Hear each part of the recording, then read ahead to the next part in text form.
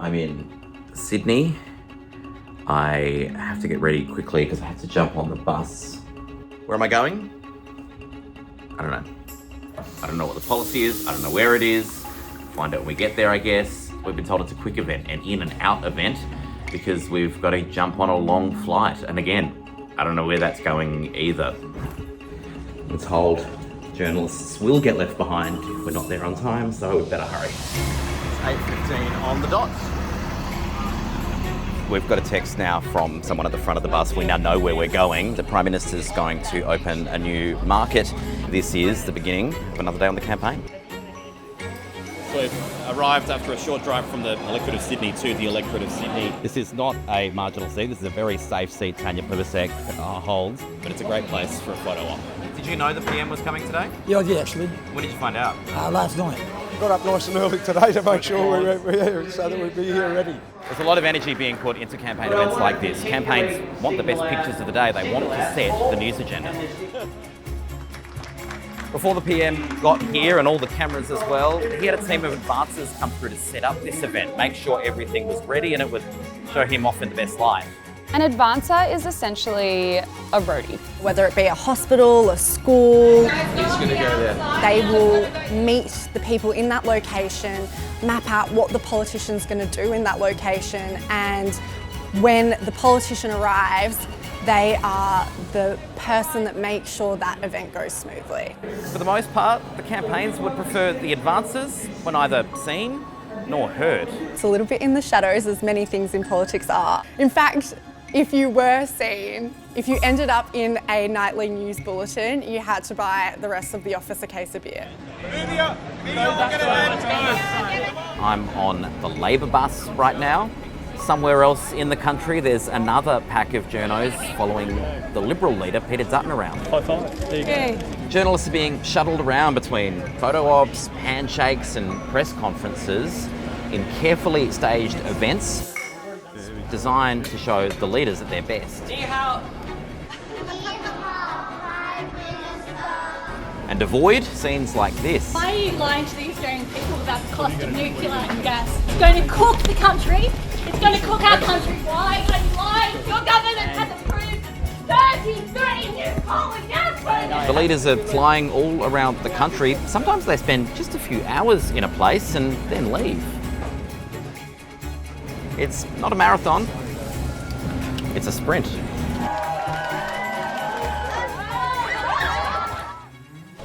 In politics, you have 4 weeks to change someone's mind. Nobody's going to win this election, but somebody's going to lose it. Vote Labor. These chocolates taste fantastic. For the last 15 years, about 30 to 40% of us have said we make up our mind on who to vote for during the campaign. But is all of this actually helping people decide? On this, our final part of Swingers, we're asking, who is all this for exactly? Do election campaigns matter?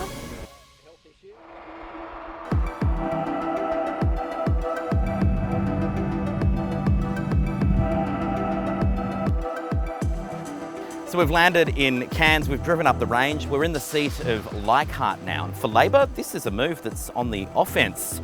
The Liberals hold this seat, the member is Warren Entsch. The only time the LNP have won this seat in the modern era is when Warren Entsch was the candidate. Now, he's stepping down, so Labor sees an opportunity. It all comes down to marginal seats. They want to go to the seats where the margin is the smallest, and I think there is a true belief that the leader's presence can make an impact on that handful of voters that could turn a seat from red to blue or blue to red. This is a local announcement here today. The government's promising to rebuild that bridge. So the Prime Minister's taking questions from local reporters. I might just ask if it's okay if there are local journalists first and then. It's a pretty simple strategy, really. If you want your local candidate elected, get them on the news in the local market they're campaigning in. You run a campaign bus around so you can get media. You want to get some pictures of your candidate, your would-be Prime Minister, peering at a lathe and looking interested at what some local is doing in some godforsaken area that happens to be a marginal seat. You've got a whole array of teams behind who are making sure that The leader standing with a local candidate in their local seat ends up in the local paper. The Prime Minister has vowed $245 million for a new Barron River bridge. You only have to look at this bridge to see that it needs repair. Of course, it doesn't always go to plan. Where are we on this map? Where are we on this particular map? Just wondering. Locals? In the early days of this campaign, the Coalition brought journalists to a winery for an announcement about an airport train. So sorry, the reason we're in the paddock So the looking press that conference, way, the press, because that's what our advancers have told us to do, that you wanted. So we are here, obviously. So why don't we have a look at the map, guys? What do you guys want us to do? Anything specific for the picture?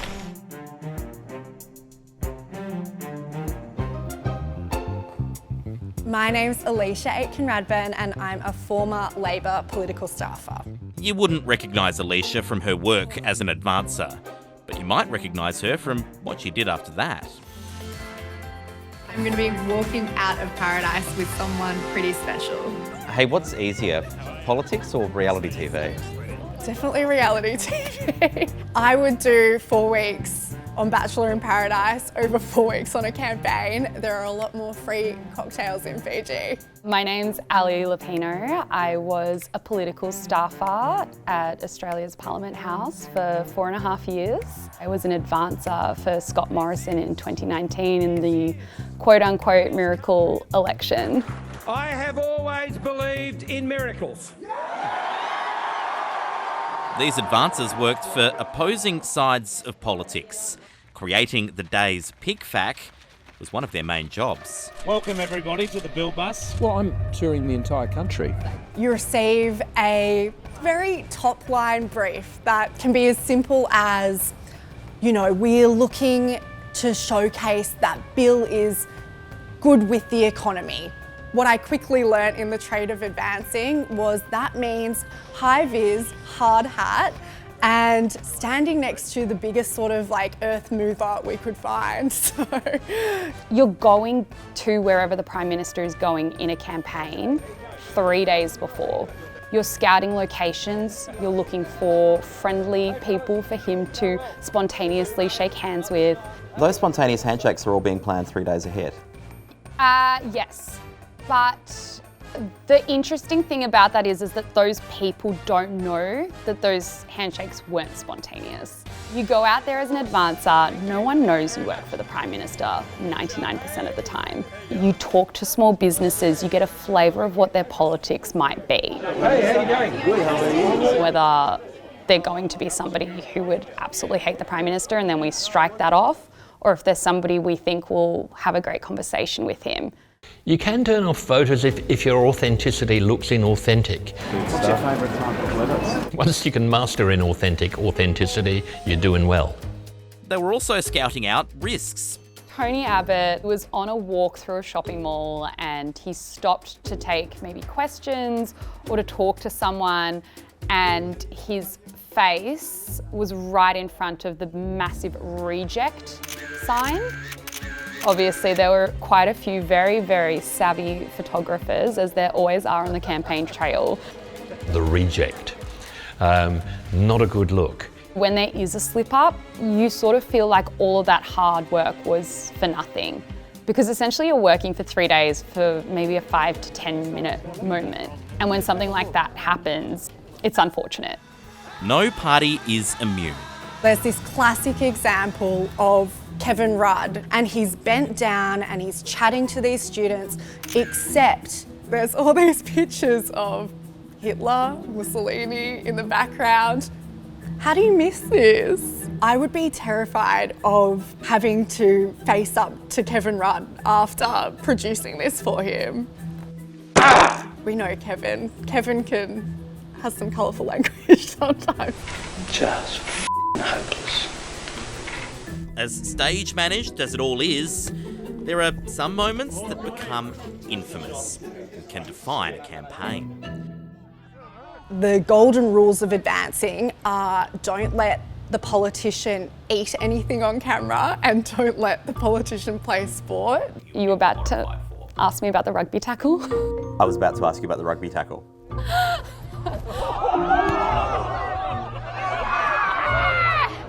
Well, I was out of politics at that moment, but I'm so glad that child was okay. That's the most important thing. But the moment it happened, I just thought this is going to be used optically for really negative things towards Scott Morrison, like taking down the little guy, not caring about vulnerable people.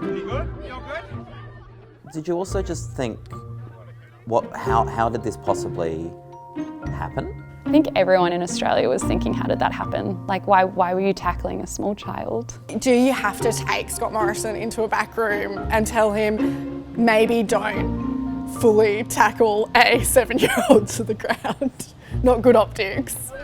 He's fine, I held him up. Remember Alicia's other rule? No eating on camera? That's a rule Bill Shorten forgot on Election Day 2016. Oh, no, yes. Good club. Yeah. What did you think when you saw it for the first time? I think I thought the same as a lot of people did. Like, I feel like I don't know my boss anymore. Who goes for a sausage sizzle? An icon of Election Day, sideways. Taste of democracy, very good. That was disgusting. That was gross. Now, have you had training since? Yeah, my word. But the thing is, all you get... These things do have consequences. There would have been people who saw that image and are like, that guy can't be my Prime Minister. Maybe that's why we don't have a Bill Shorten Labor government. It's day 2 on the campaign trail. Feels like Groundhog Day already somehow, jumping on the bus in just over an hour. And we'll hear more about today's announcement from Labor. We only found out we were getting on this boat about 15 minutes before we boarded. There's an immense amount of secrecy on the campaign trail. Now, partly it's about security. The PM is surrounded by AFP agents at all times. They don't like surprises. But it's also about strategy. This lets the campaign control the environment. It's all about the opposition. They want to make sure that their opposition doesn't know where they're heading because everything becomes so reactive in a campaign. They want to guard their secrets. That's when you see things like a union going out to sort of protest on an issue that they feel really strongly about, or maybe the local campaign will place some strategic signs of their candidate.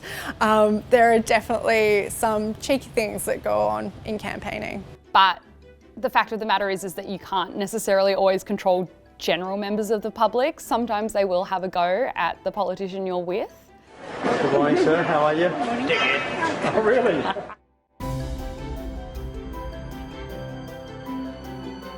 A visit to a beautiful place like this, it's all about the beautiful pictures.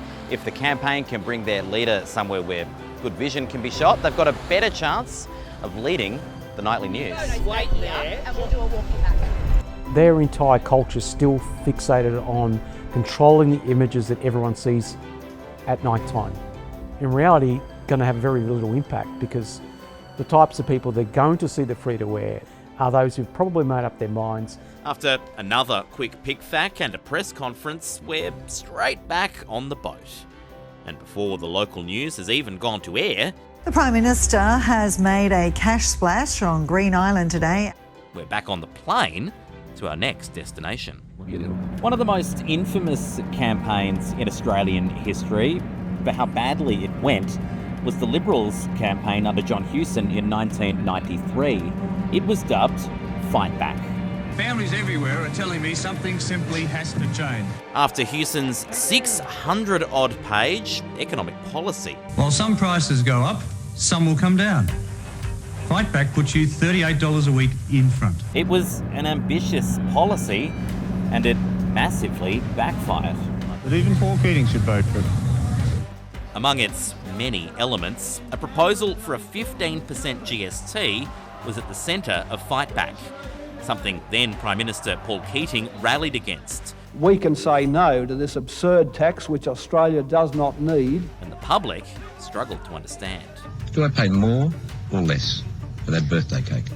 Well, it will depend whether cakes today in that shop are subject to sales tax or they're not, firstly, and they may have a sales tax on them. Let's assume that they don't have a sales tax on them, and then that's birthday cake. In this, now iconic political interview, Hewson wasn't able to give a clear, simple answer to Mike Willis's question about the cost of cake. Icing and maybe ice cream, and then there's candles on top of it. That's right. Now that's that's what I'm addressing in the question. To give you an accurate answer, I need to know exactly what type of cake to give a detailed answer. Fight Back was another one of these hugely complicated policy agendas that the Labor Party picked off and tore apart.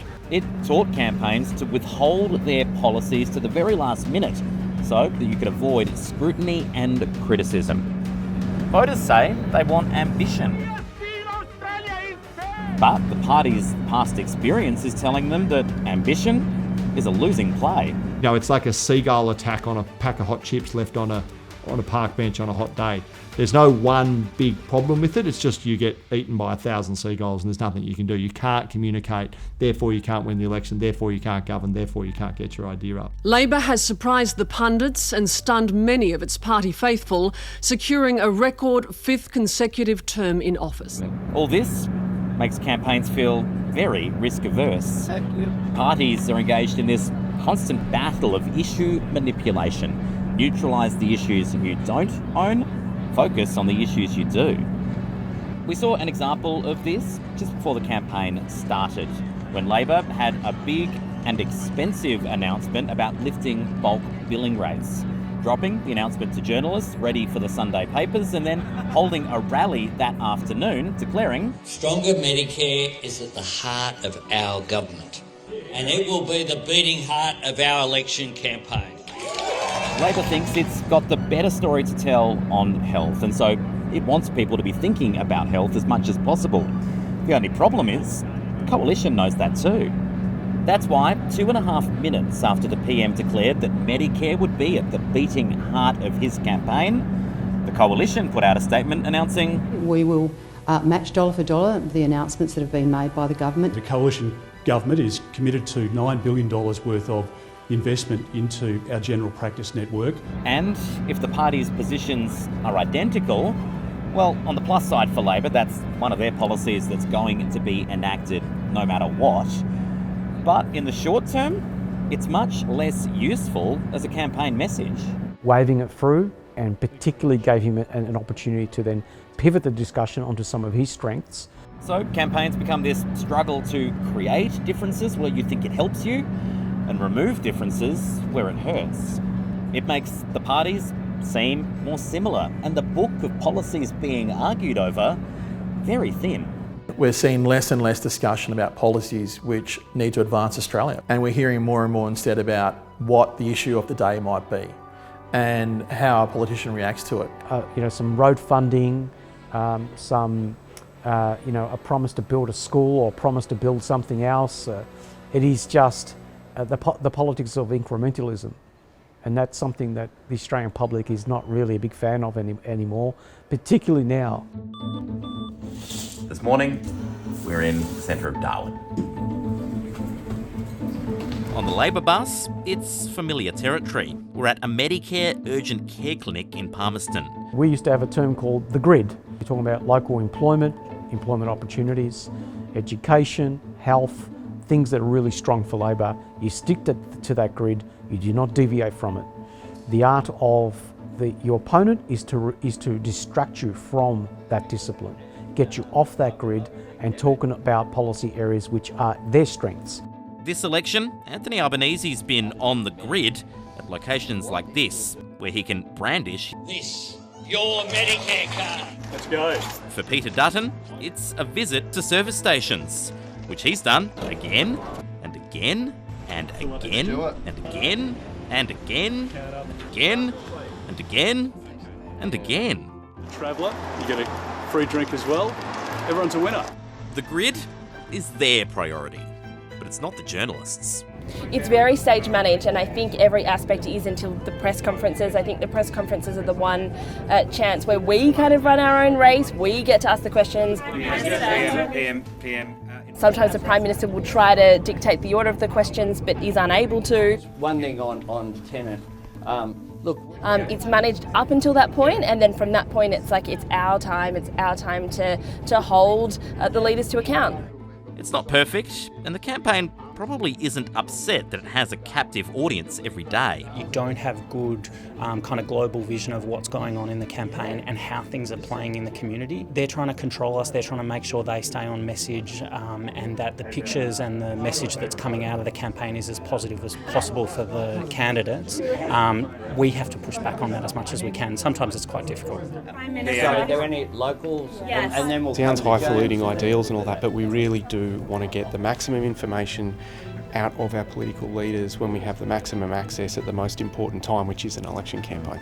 The secrecy around what news we're getting, what sort of drops we're getting, it sort of limits us by design as well. So, you know, you sort of just, I don't know, you sort of submit to it. I guess it's fun. I don't know. Maybe that's the Stockholm Syndrome talking.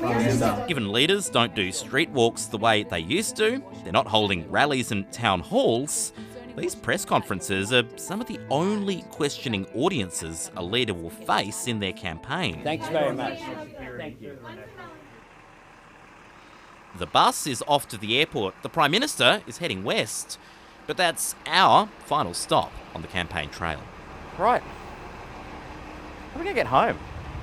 The campaign buses have worked largely like this for decades. Sure, the technology has changed, everything's being sent out live, but journalists following the leaders around as they visit marginal seats, that's a well-trodden campaign path.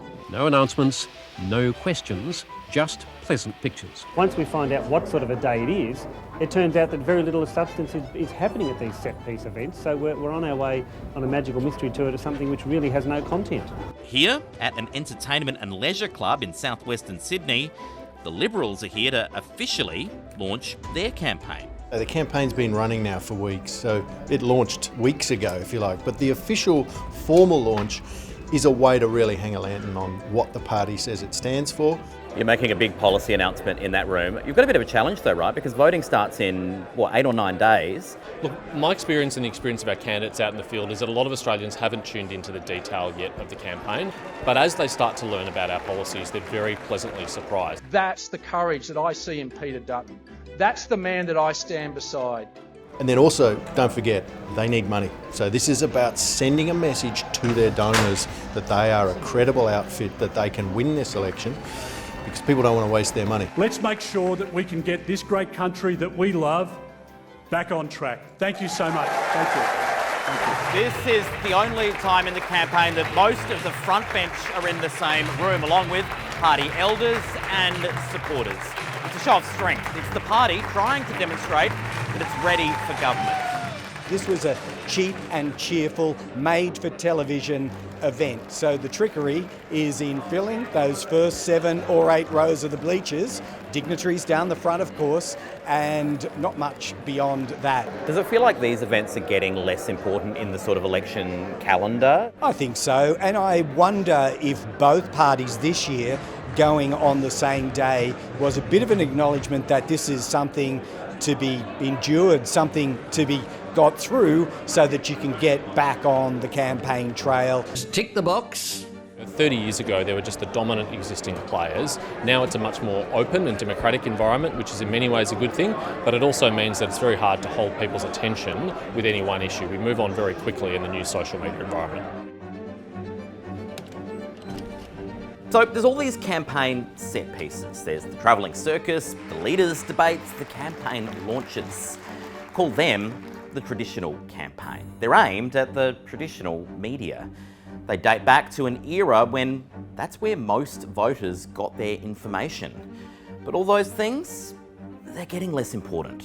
Legacy media still works, it just does not work as hard as it used to, say, 20, 30 years ago. And I call that like the wholesale model, where as professional campaigners and politicians, we communicated to voters through the wholesaler who were journalists. Australians' interest in politics is an all-time low.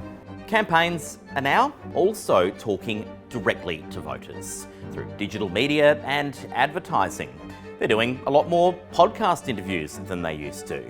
And they're working with content creators and influencers. I've really noticed a shift where politicians are engaging in trends and trying to really get viral, do dances, reach out to people in more of a retail way than an informative way. Sometimes successfully and sometimes not. It ain't the way that it's supposed to be. The money we're spending on groceries. I don't think mainstream journalists should have a monopoly on information. But I also don't think that they should be cut entirely out of the process. It's changing how campaigns work, and it's changing the policies that get discussed. Politics is worse when it doesn't happen through journalism, and that's as the role of journalism declines, you're going to see more and more partisanship, you're going to see more kind of oversimplification, you're going to see more a driving towards these really simple emotions of fear and distaste. All of us have to look for that solution, but the likelihood of a politician solving that, I hate to say this, is pretty low. And it's changing the impact that the traditional campaign has. Do campaigns matter? A lot of the time, not substantially. You can change a few things and you can make a big difference. But the trouble is there are a bunch of people on the other side who are just as smart making a big difference that way, and you tend to cancel each other out. But that's not to say that the campaign never matters. It clearly mattered in 1993, and in 2001, and in 2019. We don't know the result of the election yet, but it seems like there's a good chance we'll look back at the 2025 campaign as another one that really did have an impact. We started with a record high number of soft and swing voters who were seemingly a bit cold on both their options for Prime Minister. He didn't inspire me with confidence as a leader. I haven't found charismatic or believable. It's been a campaign buffeted by international affairs and global insecurity. We'll be discussing AUKUS with the Prime Minister, sir. What does that mean? One major party campaign, while not without its stumbles, has seemed considerably smoother than the other. The polls have noticeably shifted during the campaign. We all know that governments lose elections. People don't win. It's not a procession of winners. It's a cavalcade of losers. As you look back through history, people getting booted out, not people getting carried to victory on the shoulders of grateful voters. Campaigns, especially major party campaigns, are being totally rational here. They've been trained from experience into running campaigns that are stage managed, minimise risk, keep a small target, and go negative. I think that we've gone too far towards performance and choreography, and we need to get back to letting our politicians be real people. It's what voters are asking for. Australians are, by and large, very proud of their electoral system. There are lots of reasons to be proud. We're fighting over a level of excellence in Australia. You know, we've got a good democracy. It is stable. It can be better. Because the alternative, if you want the circus and clown show, either on the left or on the right, is it can spiral out of control really, really quickly. But here's the thing. Our system helps create some of the things that bug us. Electoral systems always involve trade-offs. The same system that makes it harder for leaders on the extremes to come to power pushes politics to the centre and incentivises parties to be less bold with their policies. We've seen that a lot of swing and non-swing voters alike want to see bigger, bolder policies. But what are you trading that off against? There's no perfect political system. The Australian system is designed and it has been really successful in maintaining stability. And I think if you ask most Australian voters, would you rather chaos or stability? They're going to tell you stability, like 99 times out of 100. But that doesn't mean that stability is unequivocally good. You know, with stability, you don't always get progress. Elections come and go. Prime Ministers come and go. But swinging voters, well, there's more of them than ever. And they're here to stay. And I don't think anything's going to stop many of them thinking, because they're all full of shit. And I can't help but find that beautiful.